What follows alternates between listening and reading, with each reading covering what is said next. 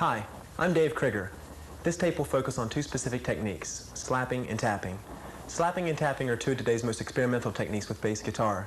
Slapping versus tapping goes way back to the beginning of bass. As a matter of fact, a lot of players only played slapping technique their whole playing experience, just with their thumb, so-called, rather than with the fingers. Whereas tapping is more of an 80s, 90s type of specialty technique. It's something new, and it's something you should try to keep up with if you want to do it all. And what we'll do is I'll take some of the playing from the intro of the tape, we'll break this down into pieces, and I'll show you the methods and techniques that I use to create these parts. First, let's tune up. Here's an A.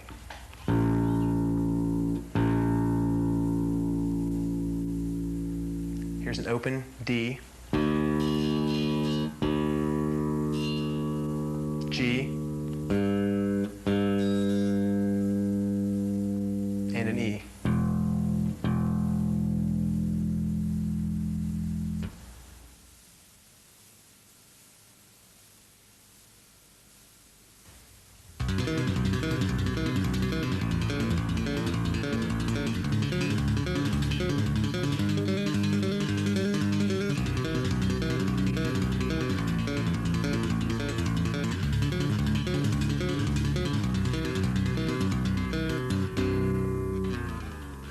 Now this is great. I call this bar chord tapping. What it is an all-tap method here. It's not something that has hammer-ons and pull-offs in. And before we get started on tapping, let's go over a few things that you need to know. One is most important. You need to know if your action string height is right. What you can do is adjust your action back here. If you know that much about setting up your instrument, you can adjust your action by lowering and raising the bridge position back here.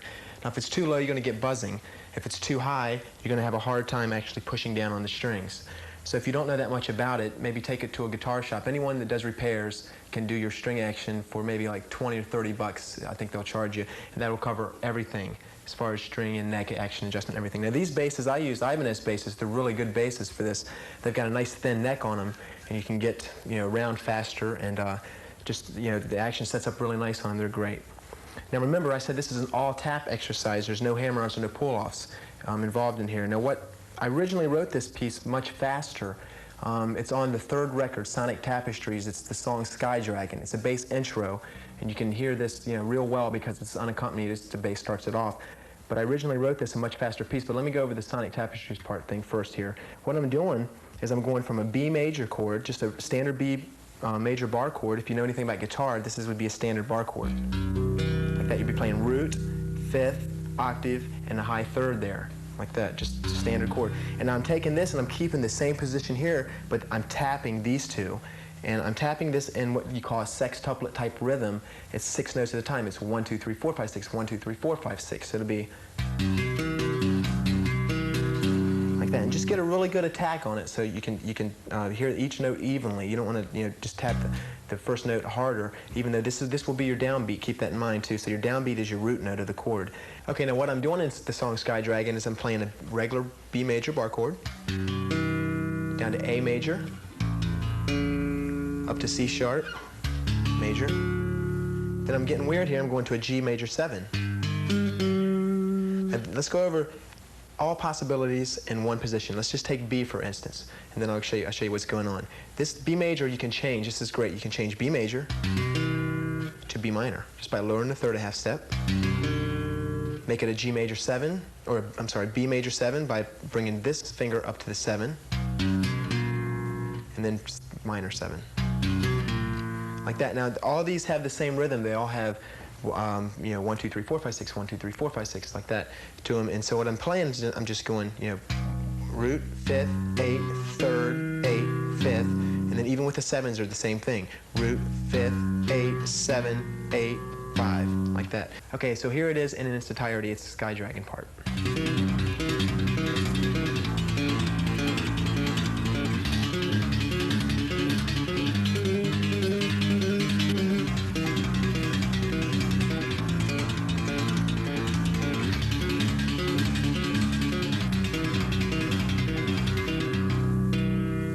It's a great intro. All right, also what we can do is we can move these chords around a lot faster and get a great sound like I did at the intro of the tape. What I did is started in F major and immediately moved to G major to D major 7 to B major 7. Now this is played the exact same way. This is in a sextuplet type rhythm, 1, 2, 3, 4, 5, 6, 1, 2, 3, 4, 5, 6, and you're just going one progression through each chord. For example.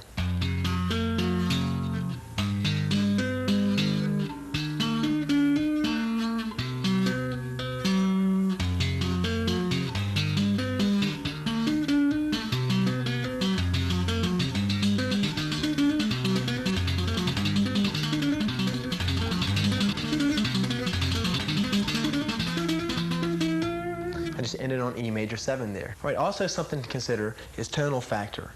What I like to do, I like to use the bridge position pickup on some of this stuff that's faster because it's got a more punchy sound. It's kind of thin, but it cuts through better. For example, listen to the differences of tone here. As opposed to.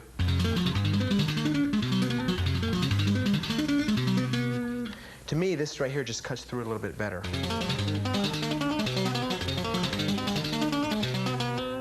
Gives it a different sound, but it's all personal preference. Just mess around with it and see what you like. I hardly ever use the bridge, the neck position pickup on that. It's just a little bit muddy. I usually use the 2 pickups when we play live. For studio, I'll use the back position because you can bring it up in volume. And this particular bass, it cuts most of the volume out when I switch to the back. But studio, you can compensate for that with volume-wise on the board. So live, I just usually use both positions. Okay, now this is really neat also. This is at the intro of the tape. This is this exact same technique, except it breaks up the chord differently. Now you'll find throughout this tape that these chords are broken up differently, but you're really playing pretty much close to the same thing. What I'm doing here is I'm playing, for instance, a G major arpeggio, like you would play it with your fingers. So I'm fretting it up on the neck like you would regularly play it if you were just playing with your fingers. Now I'm taking this also and breaking it up into a tapping exercise. What I get here, I'm doing the same thing as if you were doing a G this way, but we're doing root, 5th, 8th, 3rd, 8, 5, like that. For example, let me make it easier for you. Let's go back to the B, all right? Here we have the B, this technique. Now all you want to do, it's real simple, just lower the 3rd an octave, and you get like that. Now see, this gives it a different feel to it. It kind of bounces back and forth, rather than this has a melodic rhythm to it that you can actually hear. And this kind of throws you off a bit. Like that, especially when you play it up high. For instance, I was going to do G first.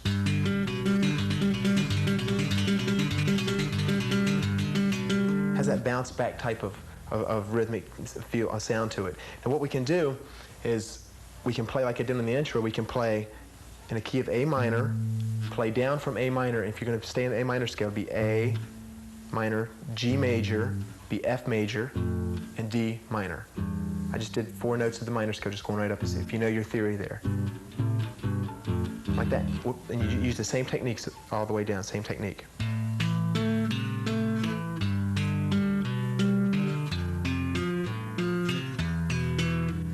Like that, and just stick in one position for like maybe 2 progressions.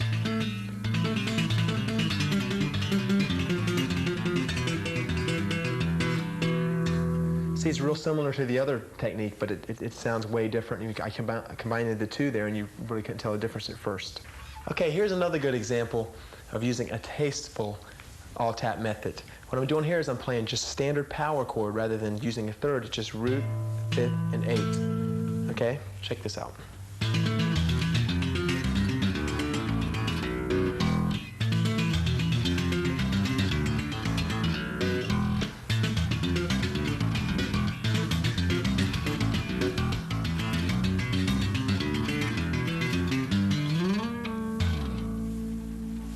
Okay, now what I'm doing here is I'm doing something from the tune Hocus Pocus that we did on our 3rd release, Sonic Tapestries. This is, there was a lot of room in that song to do things. It didn't have a bass line like that, and it actually had yodeling in it where you could yodel and stuff. But what I did is I copied the yodel with this type of technique. And like I said, it's simpler than what we've been doing. It's more simple. It's just using root, 5th, and 8. And here I'm doing like a 1, 2, 3, 4, 2, 2, 3, 4, 3, 2, 3, 4, like a 16th note type pattern, technically, speaking. And I'm just going from A to E, We went to F, to C, to D, to A, then to B, except the B was played, and then to E, like that. Then I went to the same exact technique, but then I played it differently. I tapped the root, and then I tapped the fifth and octave together.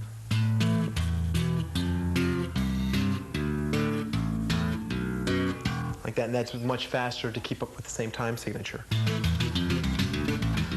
Just, practice that, and you're going to get your aim down there. I still have problems with it sometimes, especially live when you got a lot of people out there, just getting the right fret there. But then the third part of that was really neat. What I did is I just played a standard minor scale, just A minor.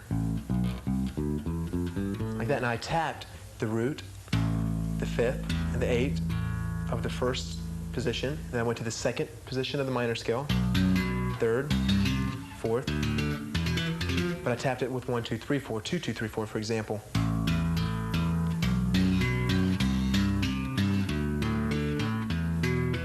And when I get to the sixth position, I broke it up just to root fifth. I went root fifth, and slid up to the A, and then down like that to the low A. You can hear an example of this on, like I said, Hocus Pocus, up the third release, once more.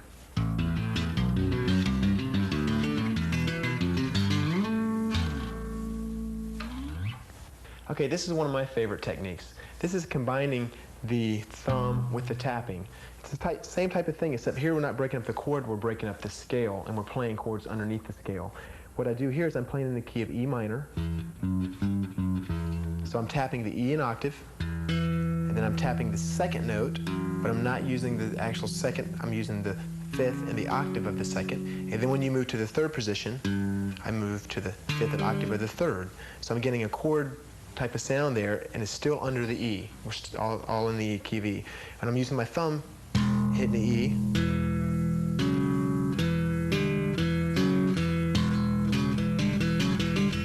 Just try moving around like that to get comfortable with what we're doing here. You can try stuff like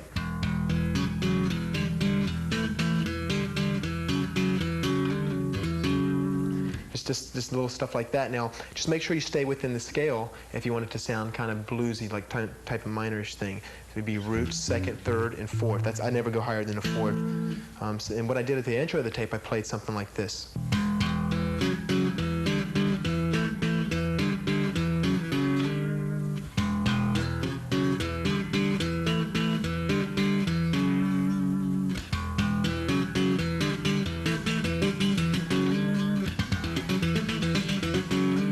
You can mess with this in all keys too. For instance, go to D and just mess with the same thing. Back to E. It's really neat. It's something you can work with, and you can break your fingers up and try maybe like.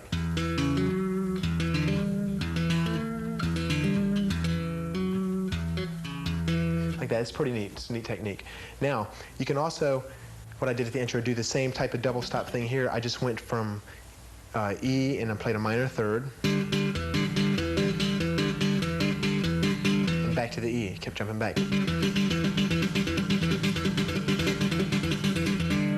And then I broke the chord up differently here. Instead of playing fifth and octave of the G, when I slid up and separated my fingers and slid up to the E in the fifth.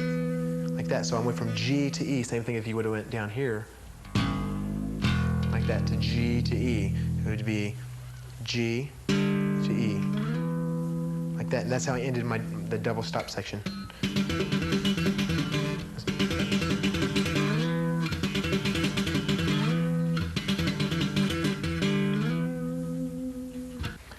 Okay, now this next lick is really neat. This is something that combines hammer-ons and pull-offs with the tap method. And this is more like a guitar technique, except it's not completely hammer-ons and pull-offs. This adds a little bit of tapping in there. What I'm doing, you can do this in any key. Let's take, for example, G minor. So I'm going to slide up to the octave of the G, hammer on to the third, go up here on the same string to the fifth, and then tap the octave. Now, first let's just eliminate the third. Let's just make it G. So it's G type of power chordish. And pull off to the G like that. Now, if you want to play a G minor, for example, you can slide up to the second, to the third, like that. this sounds really neat. Sometimes I do this, people really can't figure out what's going on. All I'm going to do now is I'm going to slide to the second, to the third, to the fourth, back to the third, to the second, back to the root, or something. It would sound like this.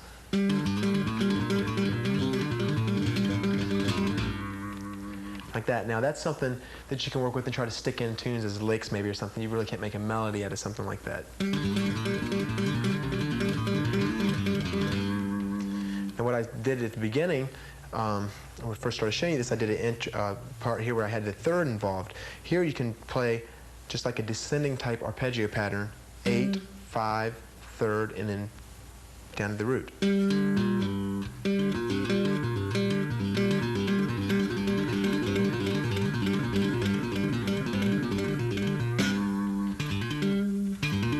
Sounds really neat. Now you can move this around too. You don't have to stay in G, for example. You can do something really neat. You can move it to D, maybe an open key, and you can go up to the 5th and octave here, like that, and you can move this hand around. That way it leaves you with an open string there.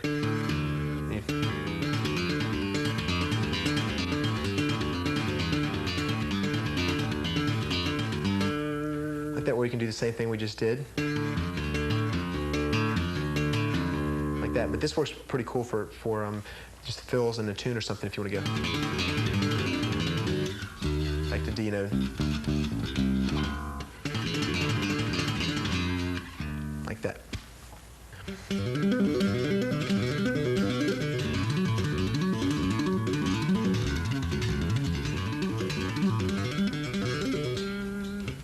Okay, this is really neat. What this does is spells the chord out all on one string and lets you play stuff at like super speed. What I do here is I start with the open G, go to the major third, to the 5th, and then to the octave. It gives you a full chord there. And then I reach up for a higher third, and then back down. Now, a good example of this can be heard on the second record, Shake. It's in the tune My Time to Live. It's a bass solo part. What we do, I just do it real quick there. I do it a couple of times and I just continue on my solo. But I did use that. And here's what it sounds like a little faster.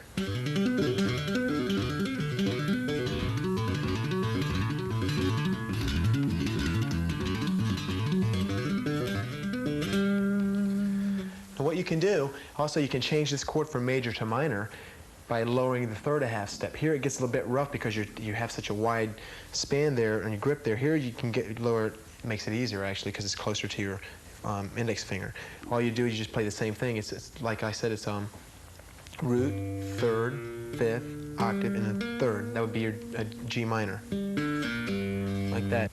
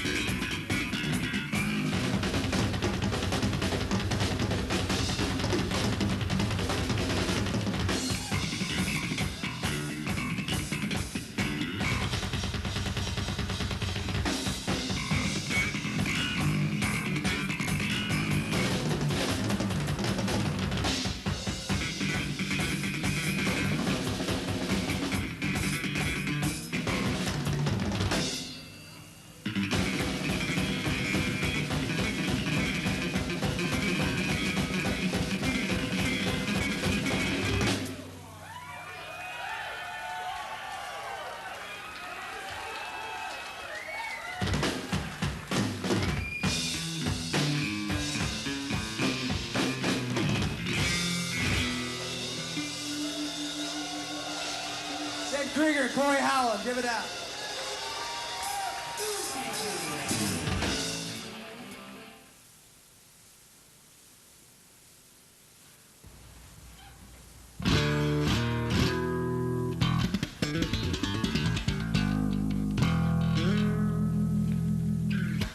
Okay, slapping, plucking, thumping, popping, it's all the same thing. Basically, it's other than picking with your fingers. And what we'll do is we'll go over some of the things like we did with tapping, take them one by one, go over these techniques. Now, a couple things you need to know about this is the same as tapping. Your bass needs to be set up correctly for this. Now, what you can do is make sure your action is not too low versus tapping. Because your note will fret out, especially when you're trying to thump something, it'll fret out. So again, you can make sure your bass is not too low by adjusting your action back here. And the only other thing would be make sure you have a nice set of bright strings, because for popping and thumping, something that needs to cut through, have a really sharp attack. Some players use flat wounds, but not usually for slapping and plucking. Now on these strings, I use SIT strings. These are great strings for that. They last a long time and they're real bright. I even use these round wound strings on my fretless, when you usually commonly use flat wounds in your fretless. I like the sharp attack, bright sound. Okay, let's start with thumbing, where to thumb and how to thumb, and even why to thumb. Okay, what we're going to do, I'm going to show you some of the advantages and disadvantages to thumbing up on the neck and back here. Again, as far as tone, it's a personal preference. I definitely use both pickups for this bridge position and neck position for your tone-wise for thumping, because it's a much fuller tone. This will be too thin on your back position. Now, I usually thumb right on the neck, right behind it, like that. A lot of players thumb some players thumb down here, up on the frets, and just all over the place up here. But I like to thumb right at the end of the neck there for certain things. Now, I vary too, also myself. Thumbing, just make sure you get a nice sharp attack on the bass there. Almost pretend like it's hot, and it's something you don't want to touch too long.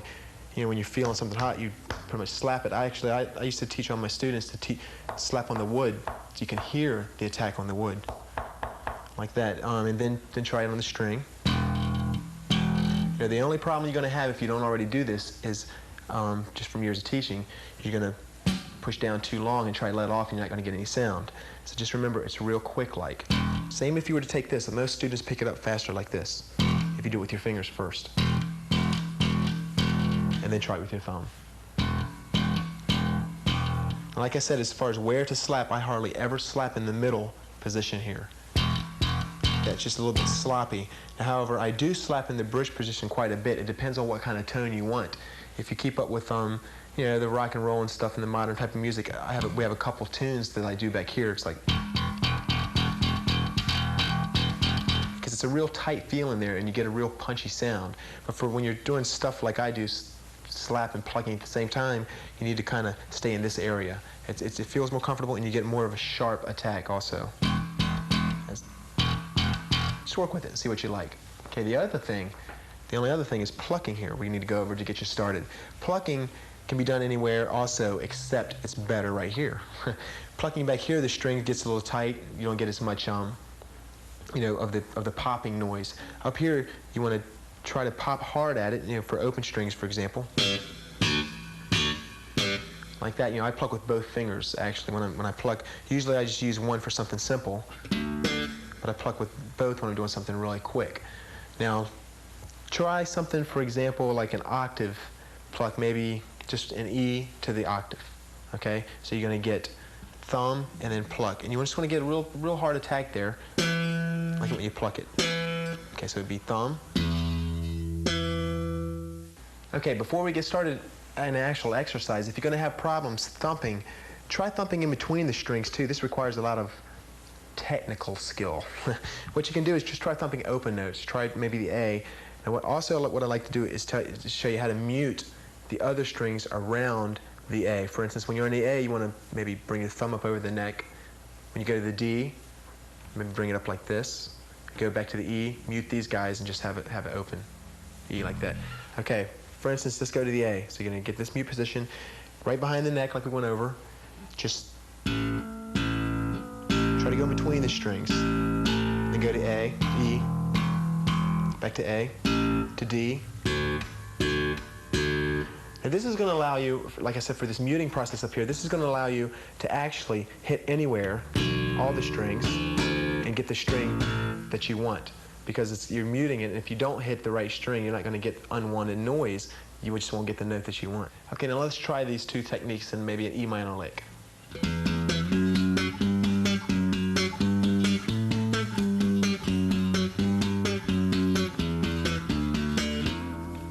Okay, what I did there is just simply went right up the E minor scale. I went root, second, third, fourth, third, second, root, seventh octave, or root. Okay, now down here, like I said, just want to try to get, I'm doing a double thumb on that. Then I'm going to the second, same thing.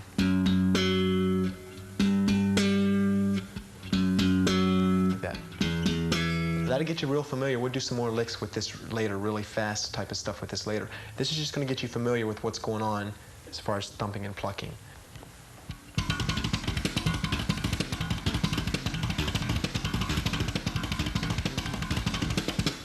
Okay, this is what makes everything sound way faster than what it is.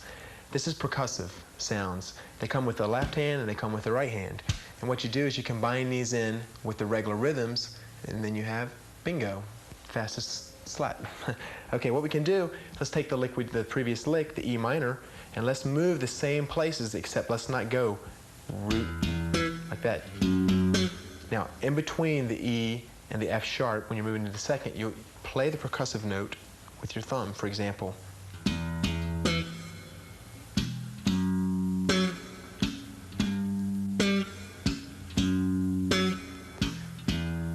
Now how I'm doing that is I'm moving. When I move to the second note, it gives me time to play a percussive note. I just mute it with my index finger as I'm moving.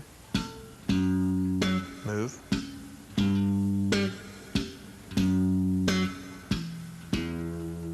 Like that, for example.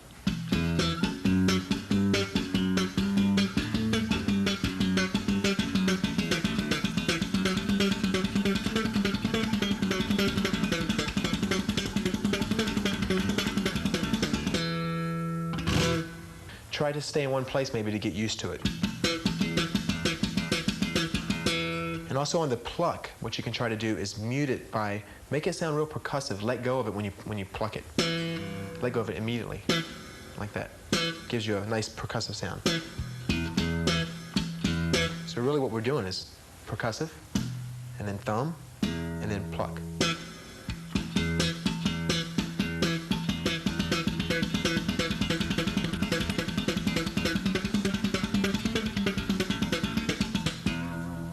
You can use this in all types of tunes, and you will use this in all types of tunes if you don't already do this.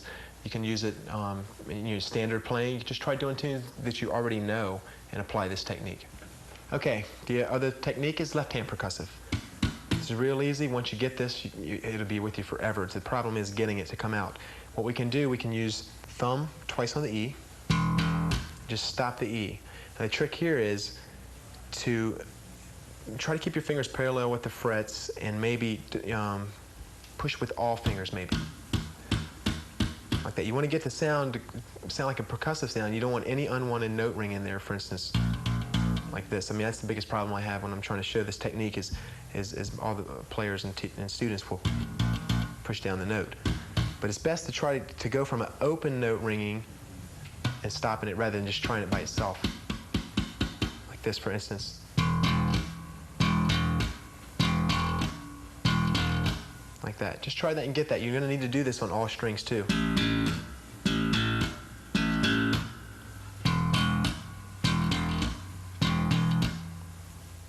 Okay, let's combine both techniques now. Let's combine left hand and right hand percussive sounds.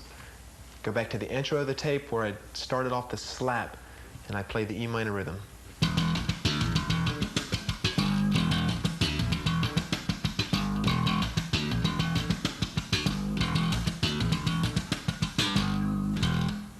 That's real easy once you get the hang of it. What you can do, I can walk you through this real slow. Okay, here we go with the thumb twice, the left hand, stop it. You have to get the percussive sound here to make this sound right. And then the finger comes in between the string and your thumb smacks the E string and makes a percussive sound. So let's start from the beginning. 1. So we got 1, 2, 3, 4. And then you pluck it from the 7th to the 8th. Try that a few times to see if you can get the hang of that. Okay, then you do the same thing again. 1, 2, 3, and then D octave. Just plain old thumb D and octave.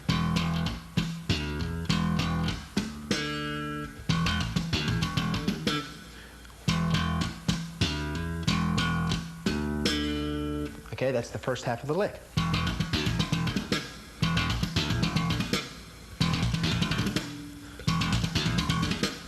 Okay, then you move positions on your left hand down to the G, and you get a staccato or percussive note first, and then thumb the G, and then pluck the G octave, and then back to the G. So it's just, and then put the two together.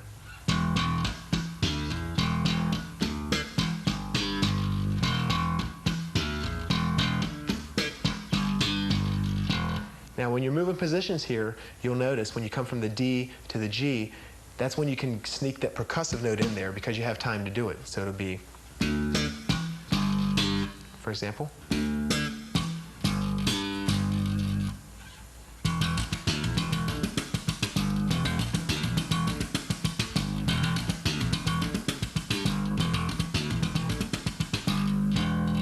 Okay, here when we get down to the G, I don't always have to pluck the notes. For example, like, you can make some of this real percussive sounding, like, so I did that. I didn't really let the G note ring out the octave. That gives it more of a feel type, almost like a drummer sitting in there with you.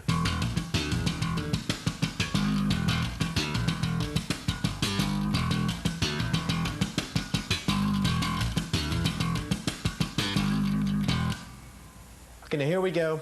The same exact lick. I'm going to phrase it different and give you a whole different feel. This is what I did at the intro of the tape. It was real percussive sounding, and it's using the same technique. It sounds like this.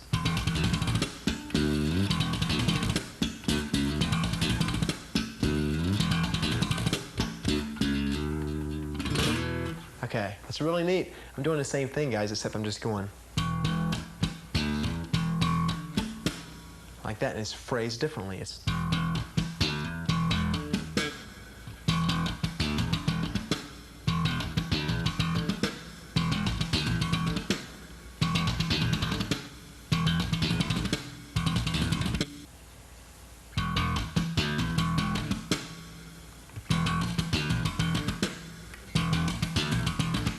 okay, phrased differently.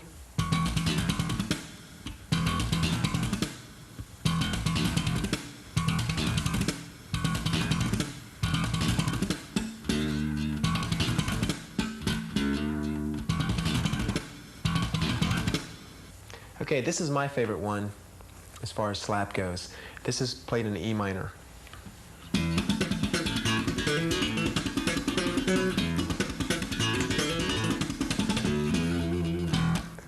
And what we've done here is we've added open string hammer-ons. This lets it, so it actually makes it sound a little bit faster than what it really is too, and plus it's got a neat sound to it. It's different. I use the same thing we went over already. I'm using the same plucks down here and same thumps and plucks. And let me show you how that starts out. It goes,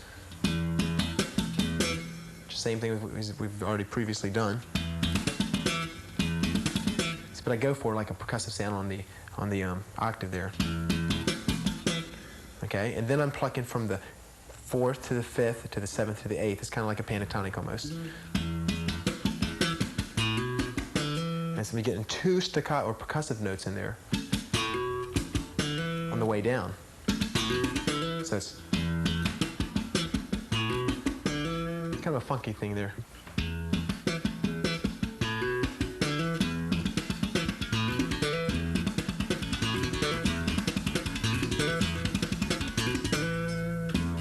You can try it like that. All right, for the second half of this lick, it starts on the 4th note of the scale and uses the 8th, which creates a 5th pattern here. But actually, it starts on you start from an open note and you thumb it twice to D, hammer on to the fifth, hammer on to the eighth, and then thumb, pluck. Creates this, which is really neat. I'll show you some more stuff with this in just a little bit. And then I just walk right up chromatically into the eighth, and I'm still using the fifth pattern.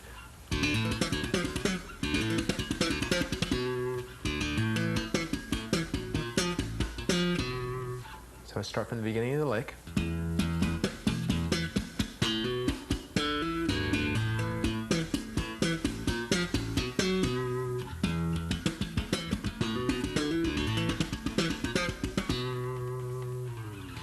Okay, once more on the whole lick in E minor.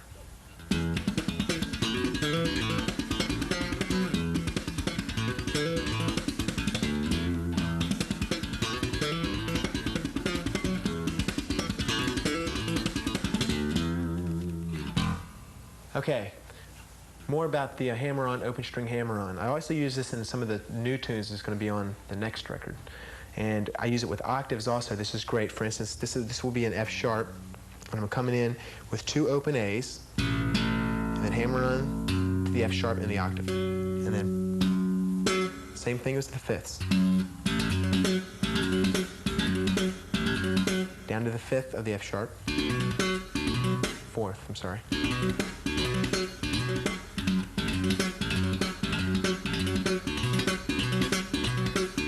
It's way easier than what you think it is when you hear it. It's much easier. Now you can use this in any kind of keys. For instance, I just use the open note. The open note doesn't necessarily mean you're playing out of key, even though you play, for instance, in the key of F sharp. If I wanted to go to F sharp minor and go down to the E and then down to the D, I would still play the open note. Just because the A is not in every chord of F sharp, E, and D, it doesn't matter because it's real quick. It's almost a percussive sound anyway. That. Now technically, I like it better using fifths because fifths are closer together and you can get more push on there. You just gotta make sure you just strike the string really hard when you do this. For instance, if I'm gonna go down from B to A to G, back up to B.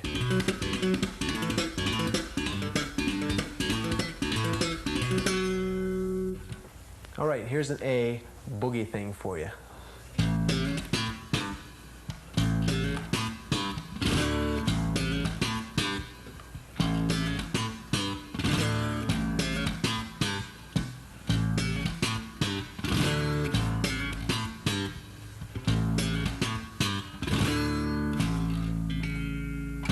Okay, this is really neat. What I'm doing here is I'm going back and forth from the root to the minor third, and I'm hammering to the major third, to the eighth, and then to the seventh. Gives that dominant type of sound there. And it sounds really neat. Here to play it for you again real slow. I'm going from the root, plucking from the third to major. Then I'm getting a staccato note or percussive note, like that on my eighth, and then down to the seventh with no percussive note. Now this part's really neat. What I do, I like to fan out these sweeps here with my fingernails. It gives a really neat sound. I just go to the fourth there and get that tone. I use a whole bar chord or power chord here. Like that. It's just something that sounds neat. I use this a lot in my playing. And that breaks up the rhythm and brings it back into.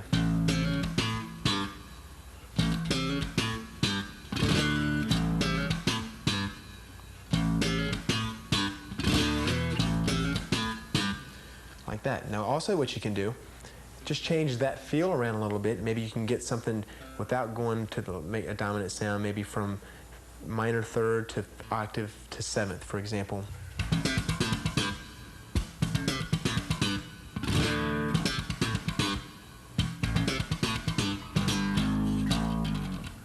Okay, well all I'm doing there is the same thing we just did, except I'm going 2 on A, plucking the third, and then 2 on A again, plucking the eighth, and then 2 on A and plucking the seventh. And then getting the fan back in there, the rake. You can change this around and do all kinds of neat stuff yourself. You make up your own things. This was in the key of A. Try it in G and try it everywhere, and actually you can change the melody notes around a little bit. You don't have to go from the third to the eighth to the seventh. Try going the other way around.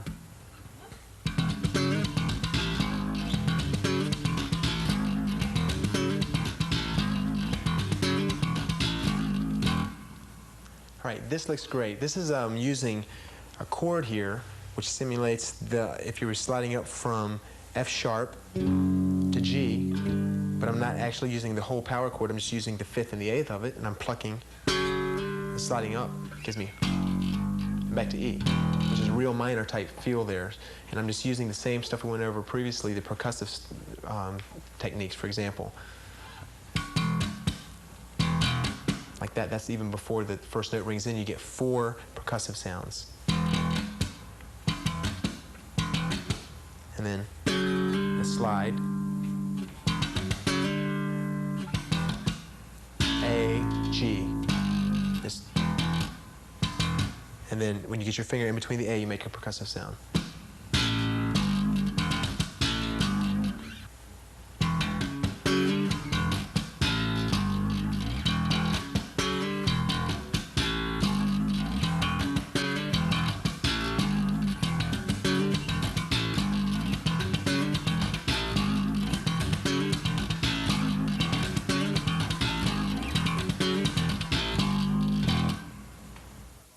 Okay, that's about all the time we've got.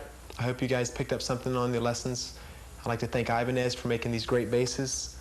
I'd like to thank SIT Strings for making great strings. Keep practicing, keep rocking.